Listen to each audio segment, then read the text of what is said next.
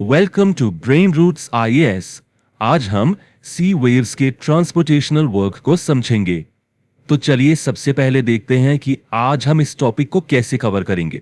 हम शुरू करेंगे the constant dance of waves से एक बेसिक ऑब्जर्वेशन के साथ। फिर इसके पीछे के मेन एक्शन यानी पुश एंड पुल को समझेंगे। उसके बाद हम एक बहुत ही इंटरेस्टिंग एनालॉजी देखेंगे, the river on the coast. और फिर आएगा हमारा सबसे important concept, the search for balance. इसके बाद हम बिल्डर्स वर्सेस डिस्ट्रॉयर्स को डिस्कस करेंगे और आखिर में आर डायनामिक कोस्ट लाइन के साथ सब कुछ समराइज करेंगे। तो चलिए शुरू करते हैं अपने पहले सेक्शन से, the constant dance of waves. और इसका सबटाइटल ही एक सवाल है, आखिर कोई भी बीच दो बार एक जैसा क्यों नहीं दिखता? इस पर जरा सोचिए। मान लीजिए आप आज किसी बीच पर जाते हैं और फिर ठीक एक हफ्ते बाद उसी जगह उसी स्पॉट पर वापस जाते हैं। क्या वो जगह बिल्कुल वैसी ही दिखेगी, सेम टू सेम? नहीं ना, बिल्कुल नहीं। थोड़ी सी रेत इधर से उधर हो चुकी होगी, शायद कुछ पत्थर, कुछ पेबल्स गायब हो गए होंगे, या शायद कुछ नए आ गए होंगे। पर ऐसा होता क्यों है? ये जो क्यों है ना, बस यही क्यों हमारी आज की पूरी क्लास का फाउंडेशन है। चलिए अब इस क्यों का जवाब ढूंढते हैं। Section 2, push and pull, the main action. इसे आप कोस्टल ट्रांसपोर्ट की एक टू वे स्ट्रीट की तरह समझ सकते हैं। एक फोर्स आती है, एक फोर्स जाती है। तो इस टू वे स्ट्रीट की पहली गाड़ी है अप रशिंग ब्रेकर, जिसे हम सर्फ करंट भी कहते हैं। सिंपल भाषा में यह समुद्र से कोस्ट की तरफ आने वाली वेव है। और ये अकेले नहीं आती, ये अपने साथ ढेर सारा मटेरियल जैसे सैंड, पेबल्स, ये सब कुछ कोस्ट की तरफ लाती है। तो इसका मेन काम है मटेरियल लाके जमा करना। और अब आती है इसकी आने वाली फोर्स की अपोजिंग फोर्स यानी बैकवॉश, जिसे हम अंडरटो भी कहते हैं। जब वेव आकर कोस्ट से टकराकर वापस समुद्र की तरफ लौटती है तो वो अपने साथ पानी और सेडिमेंट दोनों को वापस खींच कर ले जाती है। इसका काम है मटेरियल को हटाना। तो अब देखिए, ये जो दो फोर्सेस हैं, इनके बीच एक कांस्टेंट टग ऑफ वॉर यानी रस्साकसी चलती रहती है।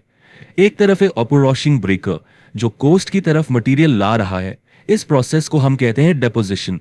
और दूसरी तरफ है बैकवॉश जो कोस्ट से मटेरियल हटा रहा है, इस प्रोसेस को हम कहते हैं इरोजन या सीवॉर्ड ट्रांसपोर्ट।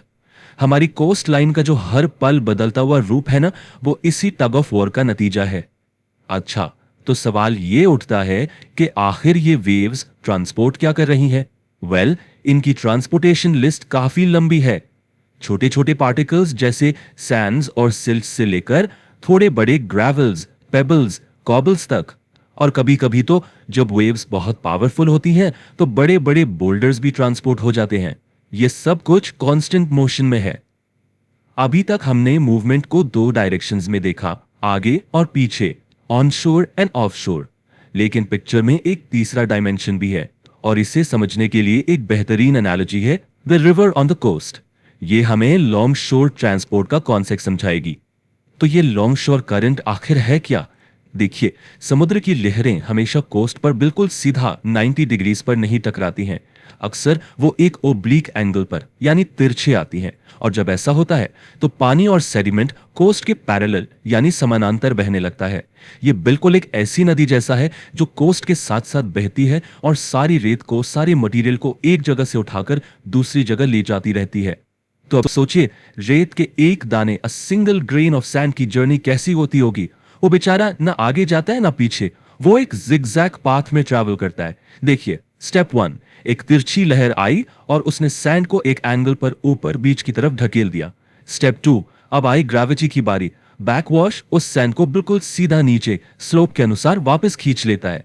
स्टेप 3, फिर अगली वेव आती है और उस सैंड को उसकी नई पोजीशन से फिर से एक एंगल पर ऊपर ढकेल देती है। और इसका नेट रिजल्ट क्या होता है कि सैंड कोस्ट के पैरेलल आगे बढ़ता जाता है। तो इतना सब कुछ हो रहा है, आगे पीछे, ऊपर नीचे। क्या ये सब केओटिक है? क्या इसका कोई सिस्टम नहीं है? बिल्कुल है। नेचर हमेशा हमेशा एक बैलेंस खोजती है और यही हमें हमारे सबसे जरूरी सेक्शन पर लाता है, द सर्च फॉर बैलेंस। यहां हम प्रोफाइल ऑफ इक्विलिब्रियम के कॉन्सेप्ट को डिकोड करेंगे। ये एक लाइन इस पूरे टॉपिक का सार है। The coastline is not chaotic. वो हमेशा एक डायनामिक बैलेंस हासिल करने की कोशिश कर रही है। इसे एक लिविंग सिस्टम की तरह सोचिए जो हमेशा खुद को बैलेंस करने में लगा हुआ है, एक सेल्फ रेगुलेटिंग सिस्टम। तो आखिर ये प्रोफाइल ऑफ इक्विलिब्रियम है क्या? ये वो स्टेट है जहां पर सेडिमेंट सप्लाई का रेट सेडिमेंट रिमूवल के रेट के ठीक बराबर हो जाता है। जितना मटेरियल आ रहा है ठीक उतना ही मटेरियल जा रहा है। और जब ये बैलेंस अचीव हो जाता है तब कोस्टल लाइन एक स्टेबल एडजस्टेड स्लोप पर पहुंच जाती है। इस खूबसूरत कॉन्सेप्ट को ए होम्स और डी एल होम्स ने 1978 में डिफाइन किया था। उनके शब्दों में ये एक फ्लक्चुएटिंग स्टेट ऑफ बैलेंस है। ये फ्लक्चुएटिंग वर्ड बहुत इंपॉर्टेंट है, मतलब ये स्थिर नहीं है, हमेशा एडजस्ट होता रहता है। अच्छा, तो सवाल ये है कि आखिर ये बैलेंस बनता कैसे है? और यही सबसे सबसे ज्यादा फैसिनेटिंग हिस्सा है। कोस्टलाइन के पास ना एक सेल्फ करेक्टिंग मैकेनिज्म होता है, वो खुद को ठीक कर लेती है। कैसे? चलिए दो सिनेरियोज देखते हैं। सिनेरियो नंबर 1, मान लीजिए स्लोप बहुत ज्यादा स्टीप हो गया है। अब क्या होगा? ग्रेविटी अपना काम करेगी, बैकवॉश यानी पानी का नीचे जाना ज्यादा पावरफुल हो जाएगा, वो ज्यादा मटेरियल हटाएगा और स्लोप धीरे धीरे कम स्टीप हो जाएगा। ठीक इसके उलट सिनेरियो 2, मान लीजिए स्लोप बहुत जेंटल है। अब ऊपर आने वाली वेव यानी डेपोजिशन ज्यादा इफेक्टिव होगी, वो और मटेरियल लाकर जमा करेगी और स्लोप वो धीरे धीरे स्टीपर हो जाएगा। तो देखा आपने, सिस्टम हमेशा खुद को एडजस्ट कर रहा है उस इक्विलिब्रियम को पाने के लिए। कितना अमेजिंग है ना? लेकिन ये सेल्फ करेक्शन करता कौन है? Who are the agents of change here? यही है हमारा 5वां सेक्शन, बिल्डर्स वर्सेस डिस्ट्रॉयर्स। यहां हम उन वेव्स के बारे में बात करेंगे जो इस प्रोफाइल को शेप देती हैं। हर वेव के या वेव एनर्जी के दो चेहरे होते हैं।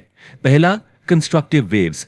इनका स्वॉश यानी ऊपर आने की ताकत बैकवॉश से ज्यादा होती है, इसलिए ये मटेरियल लाकर जमा करती हैं, डेपोजिशन करती हैं और जेंटल स्लोप्स को स्टीपर बनाती हैं। इन्हें आप बिल्डर्स कह सकते हैं। दूसरी तरफ है डिस्ट्रक्टिव वेव्स। इनका बैकवॉश इनके स्वॉश से ज्यादा पावरफुल होता है, इसलिए ये मटेरियल हटाती हैं, इरोजन करती हैं और स्टीप स्लोप्स को लेस स्टीप बनाती हैं। ये है डिस्ट्रॉयर्स। तो पिछली स्लाइड में जो सेल्फ करेक्शन हमने देखा वो इन्हीं दो तरह की वेव्स के आपस के खेल से होता है। चलिए अब इस पूरी चर्चा को समेटते हैं। तो आज हमने क्या सीखा?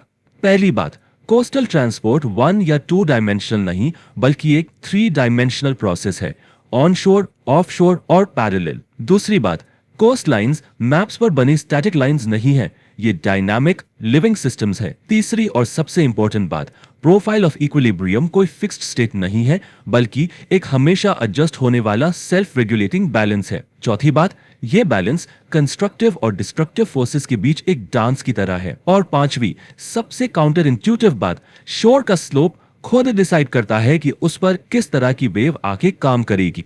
तो मैं आपको इस एक अहम सवाल के साथ छोड़कर जा रहा हूं, अगर कोस्ट एक सेल्फ बैलेंसिंग सिस्टम है जो हमेशा अपने आप को आकार देता रहता है, तो जब हम इंसान उस पर कुछ बनाते हैं जैसे पोर्ट्स, सी वॉल्स या बिल्डिंग्स, तब क्या होता है? हम नेचर के इस डेलिकेट बैलेंस को किस तरह डिसरप्ट करते हैं? इस पर जरूर सोचिएगा। If you found this lecture helpful, like, share and subscribe to the channel.